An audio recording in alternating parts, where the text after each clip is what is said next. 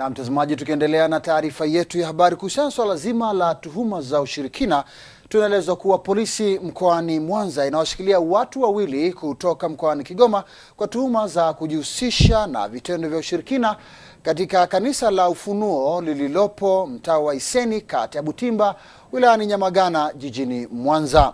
Akielezea tukio hilo, kaimu kamanda wa polisi mkoani Mwanza, kamishna msaidizi wa polisi Deusdedit Nsimeki, amesema watuhumiwa wa hao walifika katika kanisa hilo wakiwa na nia ya kuwachukua kiuchawi waumini watatu wanaosali kwenye kanisa hilo. Kamanda Nsimeki amesema jitihada za watuhumiwa hao hazikuzaa matunda, kwani walipoingia katika kanisa hilo walikuta waumini wakisali na hivyo kushindwa kuondoka, hatua ambayo iliwapatia nafasi wa Samaria wema kutoa taarifa polisi ili kunusuru maisha yao ambayo yalikuwa hatarini kutokana na wananchi kupandwa na hasira. Wote wanaeleza kwamba wametumwa na mkubwa wao ambao wanaishi chini ya maji, na walianza kutumwa haya mambo ya imani za kishirikina na nini wakiwa bado wadogo. Kwa hiyo kila wakiitwa kwa kazi za kufuata wengine, basi wanaitwa kutoka kwenye makazi yao kwa njia hizo za kishirikina, wanaenda kwa mkubwa wao, wanaagizwa kazi. Mchungaji wa kanisa hilo la Ufunuo Diana Bendera pamoja na waumini na watuhumiwa wa uchawi wameelezea tukio hilo. Tukaanza kuwaombea. Sasa tulivyoanza kuombea ili kusudi wapate ufahamu zaidi, huyo mwanaume sasa alipopata ufahamu akachukua mkuki ili anichome mimi. Alipochukua mkuki ili anichome mimi, ile mimi sikuogopa.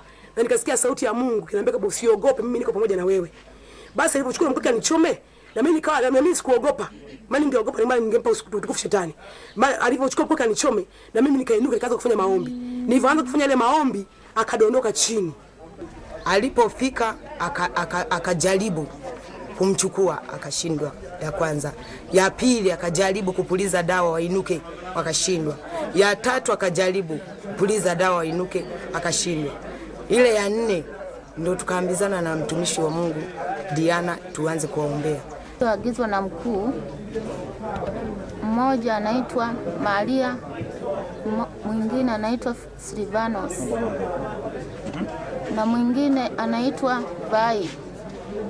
Wametuagiza wakuu wetu tuwapeleke wakaliwe nyama.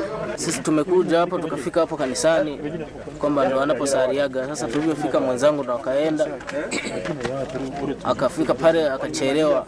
Baada ya hapo mimi nikaona kama vile imekamatwa, nikaenda nikamsaidia, ndo mchungaji akaja akatuombea, nikawa nimeishiwa na nguvu, kwa hiyo nikashindwa tena kupaa.